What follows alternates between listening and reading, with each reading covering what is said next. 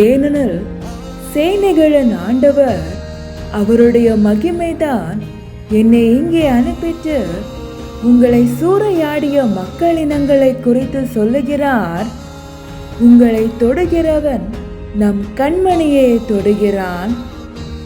சக்கரியா சாகமம் 2ஆம் அதிகாரம் இறைவார்த்தை 8. After a period of glory, the Lord of heaven's armies sent me against the nations who plundered you. For he said, anyone who harms you harms my most precious possession. Zechariah chapter 2 verse 8.